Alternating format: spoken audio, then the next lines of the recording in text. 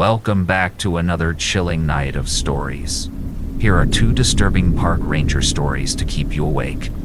Our first story is, I'm a Yosemite Park ranger. Don't disrupt the mushrooms. People sometimes ask me what it's like being a park ranger. I have to admit it's a dream job for the most part. I work as a wilderness ranger, and that means I get to go out by myself, with little to no supervision. Wandering Yosemite National Park alone, I look for ways to restore nature to its proper state. I try to keep the park looking the way it's supposed to, pristine and beautiful, just the way it has been since long before humans were around to disrupt it. If you asked me what I was looking for, I would be hard-pressed to say it out loud. I just know it when I see it. The telltale signs of human activity, which indicate a camping party has visited an area recently. People will often rearrange logs and rocks around a fire pit. They'll leave trash laying around, half-burnt sticks used for roasting marshmallows, and other signs of their presence will be scattered about. Hand-dug latrines, holes filled with cigarette butts, and all sorts of crude words and phrases carved into trees. I've seen things that make my eyes water, as a lover of nature and the untouched wilderness. My job is to correct their mistakes where possible, returning the wilderness to its natural form so that the next person to come along doesn't have to shed a tear at the sight of the forest, watching as it slowly deteriorates with each subsequent visit. I think my job is vital, and I'd hate to consider what this place might look like without people like me. But every once in a while, even someone as experienced as me can make a mistake. And that's exactly what happened to me. I made a terrible mistake. And now the wilderness I've always sought to protect has turned against me, and I'm not sure if I'm gonna get out of this alive. My uncle was the one who first told me about fairy rings. If you're ever walking through the forest and you stumble across a ring of mushrooms, and it looks too perfect, don't touch it, he said to me once. Those rings are made by fairies, and if you disturb them, they will come after you. You might have bad luck, or even worse, you could fall into their world and become trapped there. Uncle Bill had worked as a park ranger in his younger days, and he had lots of great stories about working at Yosemite National Park. Maybe that was partly why I wanted to get into this line of work. When I was younger, he told me and my older brother plenty of stories based in fact, but also quite a few that were based on folklore and legends, and some that he pulled straight out of his ass. Those were usually the best ones, and often it was hard to tell the truth from fiction, at least for me. As I got older, I learned that many of the stories my Uncle Bill told me were fantastical lies, but I never held that against him. He made the world into a wild, hilarious, and magical place for me from an early age. I remember he'd sing songs while playing his acoustic guitar around the campfire, making up the funniest lyrics I'd ever heard as he went along. To my young mind, it was like magic, even if he was just replacing the lyrics to Candyman with Candy Dog. To me, it was mind-blowing. Weird Al had nothing on my Uncle Bill, as far as I was concerned, and I'll never forget that feeling of walking through the forest with him, marveling as he explained the subtleties of nature and believing in all the hidden things he explained to me, real or not. Of course, as an adult, I didn't believe in magical things anymore. Fairy rings weren't made by fairies, they occurred naturally. Although there were competing theories on how they came about, I had learned in college that it was a biological process.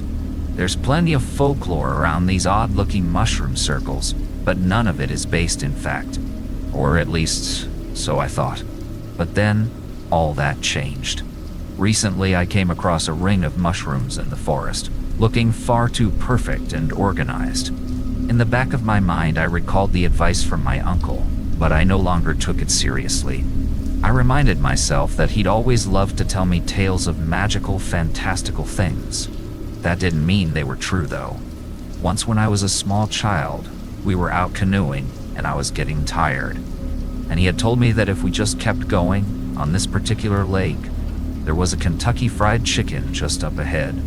I had pretended not to believe him, but a little piece of 8-year-old me had been genuinely curious if we would find the Colonel and his secret blend of herbs and spices, located on a floating restaurant dock on the lake, just around the next bend.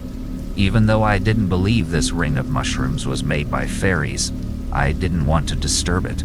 It looked beautiful and surreal, all the way out here in the middle of the forest.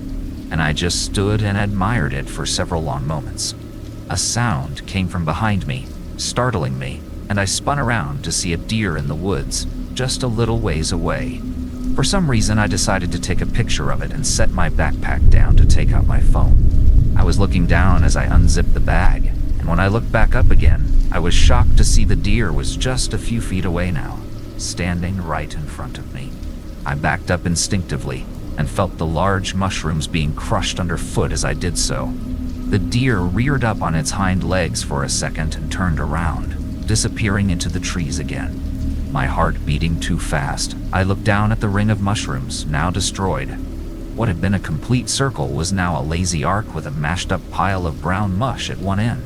"Shit," I said out loud, looking down at the gunk on my bootheel. I scraped the mush off my shoe on a nearby rock, suddenly feeling nervous for reasons I couldn't understand. Why did I feel like I had broken some law, or like I had just grievously injured an innocent person? I hated disturbing nature in any way, hence my chosen profession, so I just chalked it up to feeling guilty over trampling the beautiful ring of mushrooms. Looking around the forest, I tried to ignore the feeling that now there were eyes watching me. Was Mother Nature silently judging me from all around? Or was that just my imagination? "Sorry, fairies," I muttered, picking up my backpack and moving on from the circle of mushrooms that was now a horseshoe of mushrooms and a brown splatter on one end. As I started moving again, I looked up to see a storm was rolling in. There wasn't one predicted, but the weather around this area could be random at times, and it wasn't the first time the meteorologists had been wrong. I figured I should start heading back toward the ranger station, so I turned around to go back the way I had come. There was no trail in this part of the forest. It was all navigated by landmarks and compass. I knew I had to head north and travel back up the slope, and eventually I would find my way to the top of a ridge. From there, I would make my way back down toward a hiking trail. The cliffs far off to the east would serve as a constant marker after that, once I was within sight of them. I knew the park so well I could picture it all in my mind's eye. Plenty of thick forest was in my way between here and there, but it was easy enough to navigate if you knew how to keep a steady line. I started walking, picking up the pace when I heard a rumble of thunder heading my way. The storm was moving in very quickly, and a cold breeze rushed through my hair and chilled the back of my neck as if to confirm this. After 15 minutes of walking steadily uphill, the wind was picking up even further, causing branches to come crashing down from trees. The towering wooden columns stood swaying violently all around me, making me feel very nervous that something could fall on me from above. Weirdly, the ground began to slope downwards. This didn't seem right, so I paused for a second to check my compass, but it was missing from its usual spot where I attached it to my belt. Weird. It had been there only 20 minutes prior. Reaching my other hand down to feel for my radio, I noticed with increasing panic that it was gone as well. My heart began to beat a little faster as I looked through my bag and all of my gear trying to find these two crucial pieces of equipment. I never left the ranger station without either one. At least my phone was still in my pocket, although the reception out here was spotty. It gave me some reassurance in case of an emergency. I continued moving in what I thought was the right direction, hoping I was just remembering the landscape wrong. Maybe there was a valley before the ground sloped upwards again? I had been mistaken before about things like this, and usually I found the best course of action was just to go with my gut. The problem was my gut wasn't sure anymore.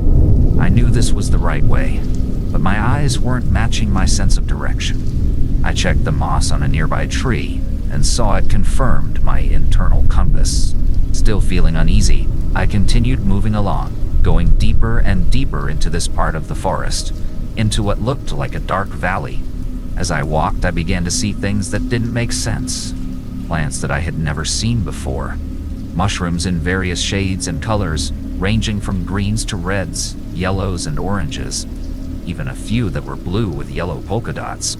I came upon 3 snowy white mushrooms that were so tall and broad they were as big as a child. They stood at waist height and swayed as I approached as if aware of my presence. I had never seen anything like them, and wondered if I had accidentally ingested some sort of hallucinogen when I stepped on that fairy ring. Or maybe you fell into their world. Another voice in my mind said, sounding like my Uncle Bill. "No, it isn't possible," I muttered to myself. "This isn't possible." The clouds above were turning black with approaching rain, and that chilly breeze came again, running cold fingers through my hair. I spun around at the sound of movement behind me. Terrified of what it could be, I reeled backwards, my eyes wide and my heart pounding like a drum in my chest. There was no one behind me, but something was different. The trees had moved. Several large firs were now blocking my way back completely, standing next to each other in a way that did not even remotely resemble the natural way in which trees grew. They were shoulder to shoulder, with no room for root growth or for light to come through. It occurred to me after several moments that there was only one thing that could have happened. The trees were moving. They were alive and they were surrounding me, cutting off my escape. I spun around and ducked away from the huge white swaying mushrooms, and they swiveled, their huge caps turning like heads to watch me go. My legs feeling like jelly, I began to run faster than I'd ever run before, racing through the forest, going deeper and deeper into this dark, uncanny valley. Birds called from the trees above, their songs unfamiliar and strange. I began to see flowers and other plants that seemed to be watching me as well, just like the mushrooms in the trees, and I realized the forest was keenly aware of my presence. The trees were allowing me through, making a path for me as if this was the way they wanted me to go. I didn't know where I was running to, just that I needed to get away from those moving trees and the mushrooms that seemed to be watching me. But things were only getting stranger as I moved deeper into the forest. Finally, the ground leveled out, and the trees parted completely to reveal a river inlet. Towering cliffs stood on either side of the water, going straight up more than 100 feet on both sides. There was a hollow half-log of driftwood floating on the water, looking to me very much like a raft. I turned around to see the trees had closed in, blocking my exit. There was only one way to go, forward. Up above, the skies were swirling in black, and rain began to pour down, drenching me immediately as I climbed onto the log. I let my legs hang off either side and straddled it as the river began to swell. A few seconds later, I was drifting downstream on the buoyant log. It seemed like this whole area of the forest was one giant hive mind, and it was guiding me somewhere. As I drifted along the stream, the current picked up speed until it was a quickly rushing river. Rapids and whirlpools tossed me up and down and spun me around, sending the log tilting and tumbling over rocks and waterfalls. My legs scraped against rocks and were cut on their sharp edges, and several times I lost my grip on the slick wood in the rain and nearly went headlong into the rapids. The water began to calm slightly, and I looked up to see there were now caves dotting the cliffs, looking down on me from above. Black holes pockmarked the sheer vertical walls, like doorways into the unenterable homes of creatures that dwelled impossibly there. There was no discernible way to get up to those dark entrances to those caves, and yet I saw multiple red, glowing eyes looking out at me from each one. This forced my mind to imagine the type of creatures which could dwell in such a gravity-defying abode, and I imagined humanoid chameleons, giant lizard men who scaled the smooth vertical walls of granite, climbing the stone as if they had suction cups attached to their hands and feet. Shuddering at this mental image, I just hoped those creatures weren't hungry, and that they wouldn't decide to come down to the river to greet me. Their glaring eyes watched me as I drifted along, and I was so distracted by them that I didn't even notice the gravel shoreline coming up. Unprepared, my momentum threw me from the log, and I went tumbling into the rocky shore. I stood and looked up to see I was just outside a large cave. It stood before me ominously, and I heard strange noises coming from inside. This made me curious, and I found myself taking tentative steps into the cavern. As my eyes adjusted, I saw there were steps leading down, carved into the rock. The wet stone dripped with moisture, cold water landing on my head and my hands occasionally. It was still pouring outside, and it was nice to be out of the rain, although I was still more than a little frightened. "They'll want your eye," a voice said from the shadows, causing me to jump. "Who's there?" I yelped. "Just one will suffice. But if one is better than the other, you best give them that one, and not the other." I spun around at the sound, looking for the source of it. "Down here," it said, and I looked to see a small rabbit. Its eyes were red, its fur white, and albino. What did you say? And how are you talking? You're a rabbit. I objected, as if this were the least sensible thing to happen to me all day. There's no time for this. The longer you stay here, the more you're going to lose. Don't ask questions. Just do as I tell you. The bunny was as insistent as it was cute. I was reminded a bit of the rabbit from Alice in Wonderland. The comparison seemed very apt at this moment. I just hoped this rabbit could lead me out of here. Okay, I said. I'll trust you. Good, the rabbit said. Listen closely. You've desecrated a sacred place. The fairy ring. I tried to interrupt to say I hadn't meant to, but he shushed me and continued. It doesn't matter if you meant to or not. Those up ahead are the ones tasked with protecting this place. You must make it up to them, and there's only one way. I thought about his first words to me. My eyes. They want my eyes. No, just one eye. You can pick like I said, just so long as one isn't noticeably better than the other. I tried to protest again, but he was already hopping away. His little fuzzy white tail, the last thing I saw before he disappeared into the shadows. Great, I said to myself when he was gone. Just an eye, that's all. I made my way down the stone steps and deeper into the darkness. Fire spouted from torches up ahead, leading me towards a raised platform where figures stood waiting for me. As I got closer, I saw what they were. Giant toads, each one as large as a Volkswagen Beetle. Their eyes were strange and faceted like mosquitoes, dark and reflective as polished jewels, and staring intently at me as I approached. Their glaring eyes lacked any emotion.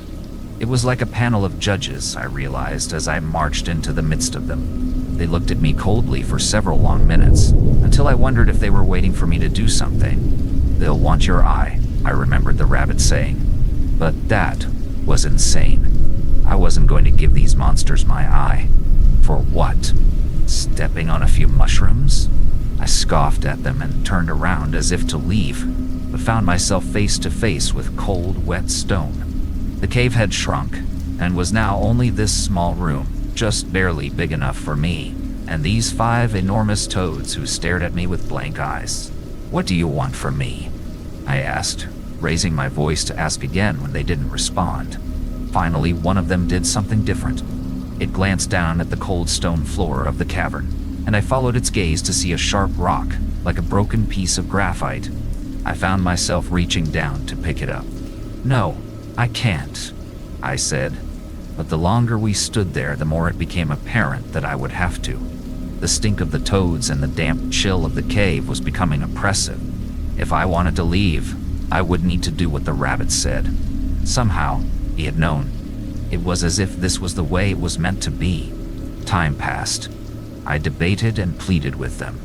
I got down on my knees and cried, but they never blinked an eye. Finally, after what felt like hours inside that cave, I decided I had to do it. I realized there was no other way. My heart pounding with terror, I lifted the sharp stone to my left eye and watched as the toads began to nod their oversized heads, their wide mouths stretching into even wider grins. I dug the point of the stone into my eye socket and began to pry and twist, thrusting it deeper until my vision clouded with darkness and red. The pain was so bad I had to stop several times, and felt my knees buckling as I almost passed out from the agony. The slippery gore made it difficult to find purchase, but after several attempts I finally managed to leverage the eyeball from its socket. Twisting and digging, it came out the rest of the way, and fell, dangling from the tendon like a tether, swaying and spinning as it hung from my ruined face. One of the toads snapped out its tongue and grabbed hold of the eye, yanking it back towards itself and tearing the tendon in half in the process. The pain was terrible, somehow worse than anything yet.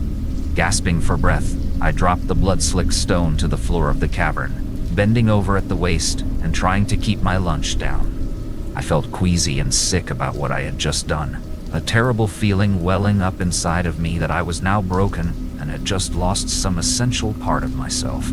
Like when you lose an adult tooth or sever a finger with a table saw, I was not going to get that eye back. It was gone forever, and was now being digested in the belly of a great mythological toad. I blinked my one remaining eye, and when I opened it again, I was standing back in the forest, with my boot in a puddle of squashed mushrooms. The fairy ring. I was standing half inside and half outside of it. I took my foot out of the circle, feeling the warmth of blood running down my face from my missing eye. Looking up at the sky, I saw it was clear and blue with no indication of the storm I had witnessed earlier. There were no more dark clouds, no more crashes of thunder.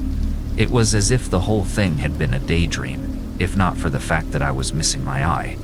I had no doubt that it was necessary for me to leave that place, though. If I hadn't done what I did, that other world would not have let me leave. If not for that rabbit and his advice, I would never have escaped. I made my way back to the ranger station.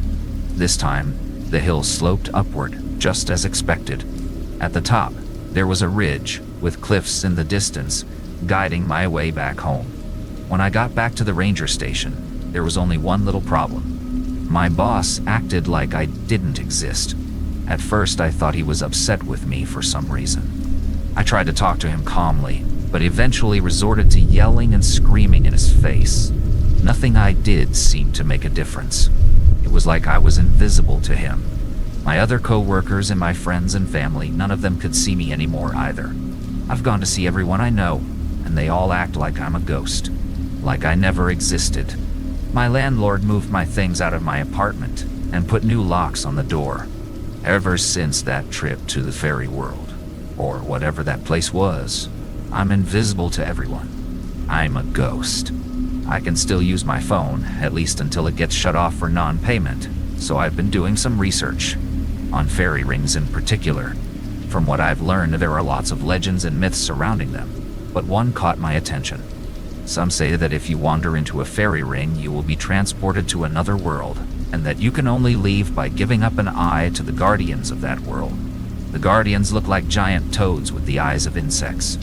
Other legends say if you wander into a fairy ring, the magical creatures of the forest will trap you there, or make you disappear, so that no one can ever see you again. I think somehow I got the worst of both curses. I'm scared that this may never wear off. Whatever this spell is, it may be permanent. They'll want your eye, the rabbit had told me. Just one will suffice. But if one is better than the other, you best give them that one and not the other. My left eye has always been a little worse, but I was so used to it I'd forgotten. It completely slipped my mind that my contact lens prescription was a little stronger on that side. I wonder if somehow the toads knew. I'm going back out to the forest to try to make another deal with them. I'll give them anything, even my other eye. I'd rather be blind than be invisible. You have no idea what this is like. It's worse than death. I just hope I can find my way back to the fairy world, and then back out of the forest again. I'm leaving now after typing this out. If you don't hear from me, you'll know where I am. I have a funny feeling that I'll be missing both my eyes pretty soon, but I'm okay with it. I have peace with nature, and nature has a piece of me. Wah. The end. Story 2. I'm a park ranger for a state park. Something is terribly off about the woods around here. Started working for Glenrock State Park 3 months ago. It was supposed to be an easy job. It's not some dangerous mountainous terrain filled with cougars and wolves, but a relatively flat expanse of deciduous forest. That's why I was surprised when, only a few days into the job, I got pulled out on a search and rescue mission. Again, this wasn't some dangerous terrain where lots of hikers went missing. I often saw young families with toddlers walking the mile trail to the waterfall. People would go for light jogs, have picnics and barbecues, bring their little ones to play in the stream. The surrounding towns were safe. The terrain was easy. The biggest threat we had was black bears, which, don't get me wrong, can be very dangerous, but still a far cry from cougars and cliffs and serial killers on the loose. Anyway, the missing person was a young woman, about 20 years old. Her name was Heather Ricks, and she had taken the red trail with her dog, a 3-mile loop into the forest. Again, like all the trails, it was an easy hike. It shouldn't have caused any problems for her, assuming she had no underlying health conditions. But she didn't come home. Her boyfriend had called the police, worried sick about her. He quickly ruled out all the other possibilities. She wasn't the type to up and leave. They'd had plans the next day. He hadn't heard from her by phone. No credit card activity. She disappeared without a trace. We began the search. 2 other park rangers came with me, Donnie, a young guy still working towards his degree, and Miranda, an older woman who'd been working here for years. We started off on the red trail together, scanning the woods for any sign of Heather. I knew we were in for a bad time when we found her dog. He was roaming around about a quarter of a mile off the trail, panting and exhausted. Donnie took him back to the ranger station to get him food and water. We searched the surrounding forest, kicking up leaves and scanning the bare trees, but there was no other sign of Heather. Miranda swore under her breath. Damn it. Not another one. Another one? Do people go missing here often? We've had some bear attacks, 3 in the last year. On that morbid note, we continued deeper into the woods. Around the halfway point, Miranda and I split up. She headed south, while I headed north. You got a compass, Mark? She asked when we started off. No, I have my phone. Reception cuts out sometimes. She dug in her bag and pulled out a compass. I got a spare. Take this one. I took it to be polite, but I didn't plan on using it. The park was only about a mile or 2 wide unless I found myself deep in a cave somewhere. I'd have reception at every point inside the park. We continued in our opposite directions. Eventually, I came to a stream. I followed it as I continued north, watching the black water roll over the rocks. The soft gurgling, splashing sound calmed me. It sounded just like those white noise machines that's supposed to help you fall asleep. I pulled my phone out, just to check that I was going in the right direction. And that's where things started getting weird. When I opened Google Maps, the map didn't show a stream next to me. Generally speaking, the map schematic, whenever I'd used it, would show a little blue line where rivers and streams were, even if they were relatively small. I switched over to satellite view.io. Same thing, there was no cut or break in the sea of trees to show that a stream was there. It was just pure forest stretching out in every direction. I guess the trees are tall enough to hide it. I walked over to the stream. The black water lapped over the rocks, glistening in the light, filtering through the waves above. My own reflection stared back at me, distorted by the rippling water. I dipped my fingers in. The water felt slightly warmer than it should be, not by much. But here in November, I'd expect it to feel ice cold. Instead, it was only cool. I shook my head and stood up. Then I continued further into the forest. Heather, I called out, scanning the trees. Heather, can you hear me? No reply. Just the birds chittering, the wind rustling the leaves. I lost sight of the stream as I continued north. And then, about 20 minutes later, I did find something of Heather's. My heart stopped when I saw it. A purple knitted hat lying on the forest floor. It was one of the items she'd been last seen with, according to her boyfriend. I had a whole list of things to look out for, things that might belong to her. I took a photo and texted Miranda and Donnie. When they didn't reply right away, I decided to head further into the forest. Maybe she's still alive. Maybe she needs my help. I continued forward, scanning the forest floor for her white puffer jacket, her pink sneakers, anything that stood out against the mass of brown before me. And about 10 minutes later, I did see another flash of color. I ran towards it, heart pounding, and found her jacket on the ground. Except, there was something wrong with it. Her jacket was laid out perfectly on the ground. It wasn't bunched up or twisted or tangled, like you'd expect it to be if she'd gotten into a fight with an attacker. It was laid neatly across the leaves, without even a wrinkle, and it was zipped up. The cogs in my brain turned as I stared at it. That means someone zipped it up after it came off her, unless she took it off on purpose, zipped it up and lay it there to pick it up later. But that didn't make a lick of sense. It had been between 30 and 40 degrees all week, even at the warmest parts of the day. Nobody would voluntarily take off their jacket and leave it in the forest, which only meant one thing. Someone had left it here, on the ground, deliberately, for us to find. I lifted my gaze and scanned the trees, my heart pounding. The forest was silent, now too silent. I didn't hear the calls of birds or the rustling of leaves. It was just pure silence ringing in my ears. And then, ding, ding, ding. I jumped about a foot in the air as my phone made a texting sound. Hands shaking, I pulled it out of my pocket. To see a text from Miranda. Go back to the ranger station immediately. As I glanced at the photo of the hat I'd sent her, I noticed it too had been laying perfectly across the ground. I quickly snapped a photo of the jacket and sent it over. I found her jacket, but it looks like it's been staged. 3 dots appeared, indicating Miranda was typing a reply. Then, get out of there now. Snap. Dot. The sound of a stick breaking. I glanced up and saw movement among the trees. I couldn't see anything. Between the crisscrossing trunks and overhanging leaves, just a flash of shadow. A flash of movement. I broke into a sprint. A few minutes later, I pulled out my phone to make sure I was going the right way. It took me longer than I would have liked, but finally, I made it back to the trail. Even though my lungs were burning and my legs were aching, I forced myself to sprint back down the trail. I didn't let myself stop until I was at the Ranger Station Visitor Center at the front of the park, panting wildly. Then I slipped inside and collapsed into a chair. Miranda was on the phone with someone. She eyed me as I came in, and then continued to the unknown caller. Yes, vacate immediately. Tell them it was another bear attack, and it isn't safe. A pause. Let me know when you're done. She hung the phone back up on the receiver and turned towards me. We're vacating the park. Can you set this up at the trailhead?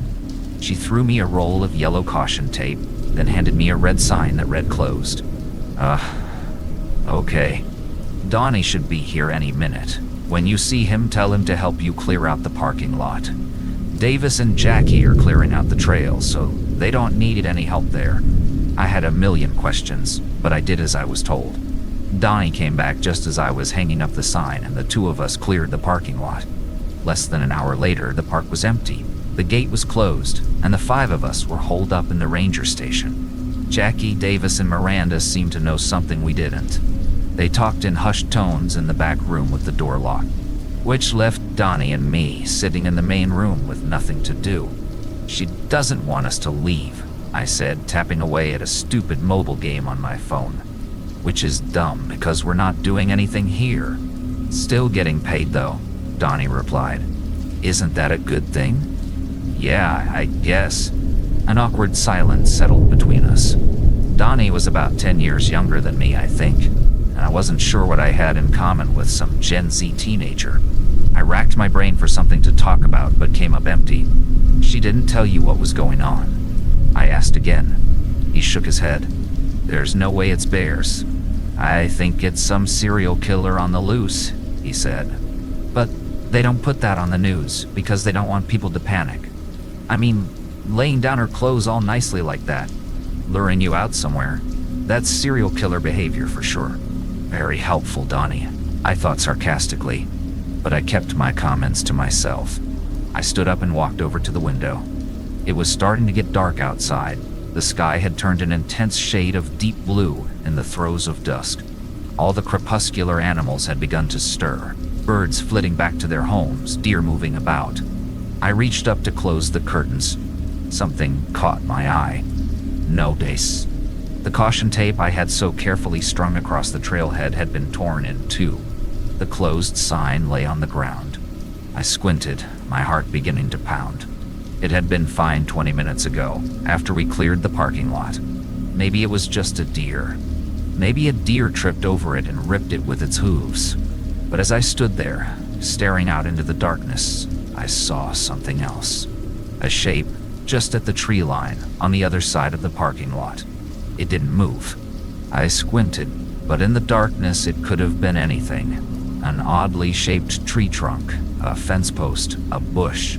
Still, the way my eyes immediately snapped to it, I wondered if it wasn't there before, if it was someone standing there. I squinted. The door creaked open behind me. I turned around to see Miranda, Jackie, and Davis walking into the main room. Donnie stood up and began asking them about the bear attacks. I turned back to the window. My blood ran cold. The shape was no longer there. Those black bears are a lot more vicious than you think, Miranda was explaining to Donnie. Never get between a mother bear and her cubs. She'll tear you right to pieces.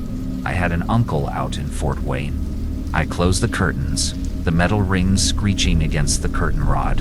Then I turned back to the four of them, my heart pounding in my chest. I'm gonna head to the bathroom, Donnie interrupted, slipping past them. Be right back. You still pay us for bathroom time, right? Like the clock's still running? Miranda rolled her eyes. Yes, Donnie. He disappeared into the back of the building, which gave me the perfect time to confront them. Miranda glanced at me, then continued towards the door. Jackie and Davis followed her. Without so much as a goodbye, she reached for the doorknob. Wait, you can't go out there. I saw something in the woods. The three of them exchanged looks. Miranda took her hand off the doorknob and turned towards me. What did you see? There was someone standing there, just at the tree line, and the caution tape is down ripped in two. I glared at her. Are you going to tell me a bear did that? Or are you going to tell us what's really going on? She glanced between Jackie and Davis. Okay, fine. She sat down across from me and heaved a sigh. We think there's some sort of murderer on the loose. What? It only started happening a few months ago. This town, this park, they were always so safe. The worst incident we had in 5 years was somebody had their dog off their leash and it bit someone. We had nothing, no weirdos, no bear attacks, nothing. But then, 3 months ago, Emily Johnson went missing. She disappeared after she went for a jog on the Red Trail. It was all over the news, especially because she was a pretty blonde 20-something. Missing white woman syndrome and all that. People had all kinds of theories. That she was nabbed by some stalker or serial killer or whatever. We had volunteer search parties combing the woods, park rangers combing the forest, all of that. We even had people leaving flowers and teddy bears along the Red Trail, where she disappeared. And that's when the next incident happened. Ah! Miranda hesitated, glancing at Jackie, then at Davis. One of these people, holding a vigil or whatever, disappeared. It was an older woman who'd known Emily as a student or something. She was just gone. No trace of her. We redoubled our search efforts, but we didn't find anything about her either. In the past 3 months, a total of 5 people have gone missing. All women. All from the Red Trail, never from any other trail. My, she grimaced. Then, one morning while out on patrol about a week after the second woman disappeared, Jackie found Emily's sneakers. And it was like your pictures of the hat and jacket. The shoes were placed next to each other, and the shoelaces were tied in neat little bows. It was obviously stained. That's horrible, I said. I can't even imagine. Well, it gets worse, Miranda replied, crossing her arms. A week later, we found Emily's necklace in the ranger station. We changed all the locks, of course, and we had the police out here several times. They didn't find anything. A chill ran down my spine. I glanced back towards the window, but it was now too dark to see across the parking lot. I stood up and pulled the old curtains over the window, then returned to my seat. Clearly this whole thing is a game to him, Jackie said. He enjoys seeing us afraid. I mean, if he had access to the ranger station at one point, he could have easily snuck up behind one of us and killed us. But that's not what he wanted. He wanted to scare us. Watch us squirm. Play with us like a cat plays with a mouse that's going to eat. Or trying to eat. But the police are looking for him, right? Do they have any leads? I asked. The police? Miranda shook her head. Well, they're useless, basically. I mean, they're investigating. They've ruled out some guys, but they haven't actually nailed down anyone. No suspects. At least, none that they've told us about. They keep telling us they're going to find him, but they never do. That's because it isn't a him, David interrupted. Miranda rolled her eyes. Oh, come on, not this again. There are a few things we've seen with the case that don't make sense with what a human would do. A few weeks ago, I saw this silhouette several hundred yards through the trees. I started chasing it, but it moved too fast. Even Usain Bolt couldn't run that fast. Davis. And there's also the howling. We hear it only at night, around midnight. It sounds like this horrible blend between a woman screaming and a dog howling. That's a northern screech owl, you idiot, Miranda snapped at him. And it disrupts the electromagnetic field. If it's anywhere in range, your cell phone will cut out. That's why I make sure to always have a compass on me and not rely on GPS. Wait. I glanced from Miranda to Davis. You gave me a compass. I don't believe him, she said, shaking her head. I just think a compass is more reliable than a phone. But she sounded slightly uncertain when she said it, like she didn't believe him, but also wasn't ruling out the possibility that there was some cryptid running wild in the woods. Look. Davis stood up and approached me, pulling out his phone. He flicked his fingers over the screen and then handed it to me. Look at that photo, he said. You can't tell me there's something seriously fucked up going on here. I looked down at the screen. It was a grainy photo of the forest, zoomed in as far as the camera could go. Between two birch trees, there was the sliver of a dark shape. It was incredibly tall, maybe about 8 or 9 feet. The problem was, because the resolution was so terrible, and it was mostly obscured by the trees, you really couldn't tell what it was. It could be anything from a tree trunk to some random debris to a weird compression artifact. Cool photo, I told him. I heard the howling noise at the same time, he replied, echoing through the forest. I thought you only heard the howling at night, Miranda snapped at him. Usually at night. Jackie's heard it in the day. Jackie shrank away, looking ashamed. Well, I did see something out there, I told Davis. It wasn't super tall, though. It looked like a person moving through the brush, wearing a light-colored shirt. That's the whole point, Davis replied. We're dealing with a skinwalker. This is its true form, in the photo. It can change shape to imitate people. So what you saw was probably the skinwalker in the shape of someone else. Okay. Now I could see why Miranda was so dismissive of Davis. He didn't think there was just something unexplainable in the woods. He thought it was specifically a shape-shifting skinwalker, whose mere presence disrupted the electromagnetic fields around us, hiding out in this tiny state park in the middle of nowhere. I wouldn't be surprised if the next words out of his mouth were something like, I saw him getting donuts at the Latham Bagel Shop. We sat there in awkward silence. I tried to think of something that wouldn't totally offend Davis, but also not egg him on. The last thing I needed was for everyone at this job to think I was some cryptid-believing cook like he was. Can you go get Donnie? Miranda asked, turning towards me. It's been like 20 minutes. I guess so, I said, getting up. But as soon as I stepped out of the front room, I heard Miranda, Jackie, and Davis talking in hushed whispers. I lingered just outside the doorway for a moment and caught snatches of their conversation. Can't tell him that. Do you really think? I strained my ears. Hurry up, Mark. Reluctantly, I walked down the hallway, up the stairs to the small attic level, where the single bedroom and bathroom lay. Donnie? No answer. I walked right up to the bathroom door. Donnie, are you just playing on your phone? Silence. An uneasy feeling settled in my stomach. I raised my fist and knocked on the door. It creaked open under my fist. My heart plummeted when I saw the lights were out. Donnie? I called, my voice shaking. You here? My fingers fumbled along the wall, looking for the light switch. Click. I froze. Donnie lay on the floor. His shirt was drenched in blood, spilling out onto the tiles, seeping into the crevices. His eyes were closed. I don't remember screaming, but I must have because soon Miranda, Jackie, and Davis were stomping up the stairs. They ran in behind me. The world turned into a blur of color and noise as they rushed to help him. But I just stood there, frozen, my legs shaking underneath me, because on the counter was Heather's purple hat, neatly folded next to the sink.